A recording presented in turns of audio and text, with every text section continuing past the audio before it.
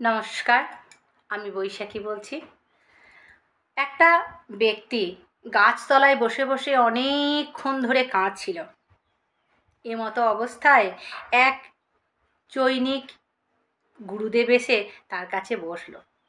এসে বসে বলল, কি হয়েছে, আপনি কাঁদছেন কেন?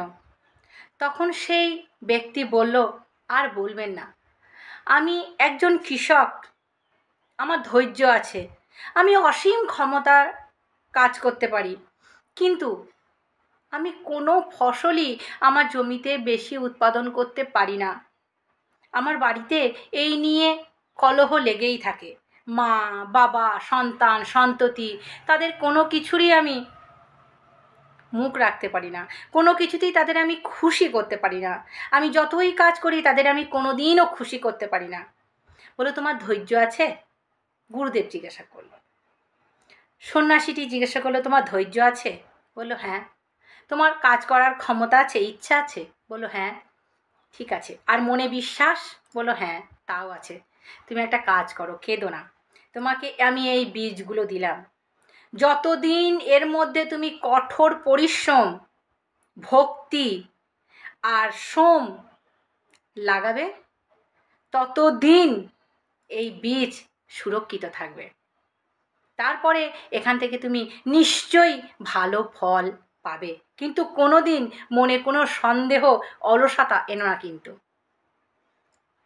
সেই ব্যক্তি চোখের জল মুছে বাড়ি চলে গেল। বাড়ি গিয়ে তার অনেক বড় বড় জমি আছে। সেই জমির মধ্যে মনে অনেক ভক্তি নিয়ে, শ্রদ্ধা নিয়ে, কঠোর পরিশ্রম নিয়ে বিশাল বড় জমিটায় সে সেই বীজগুলো ছিটিয়ে দিল, এবং সে ওই নদী থেকে জল ছেঁচে নিজের জমিতে দিতে লাগলো। 1 সপ্তাহ, 2 সপ্তাহ, 3 সপ্তাহ, 4 সপ্তাহ যেতে লাগলো। আশেপাশে জমিতে যা ফসল ছিল তা ফলেও যেতে লাগলো, এবং তারা ফসল বাড়িতেও নিয়ে যেতে লাগলো। আশেপাশের কৃষকরা বলতে লাগলো, তুমি একটা পাগল, তুমি একটা খ্যাপা, তুমি অযথাই জমিতে জল দিয়ে যাচ্ছ, যত্ন করে যাচ্ছ আর কষ্ট করে যাচ্ছ। সে কিন্তু কারোর কথায় কান দিল না। সে প্রতিদিন আসে আর ওই নদী থেকে জল ছেঁচে তার জমির মধ্যে দেয়, আর অনেক আশায়, অনেক ভক্তিতে সে জমির দিকে তাকিয়ে থাকে। 6 মাস, 1 বছর, 2 বছর করতে করতে 5টা বছর কেটে গেল। প্রতিদিনের মতো সেদিনকেও কৃষক সকালবেলা এসেছিল জমিতে জল দিতে। সে এসে আনন্দে ধরে না, ছোট ছোট বাঁশের কলিতে ভর্তি হয়ে গেছে তার জমি,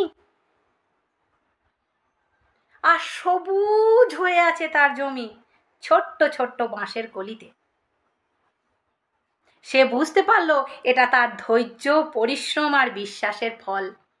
আশেপাশের জমির যে কৃষকগুলো ছিল তারা বলতে লাগলো, ভাই, তুমি এত বড় বড় বাঁশের উৎপাদন কোথায় থেকে করতে পারলে?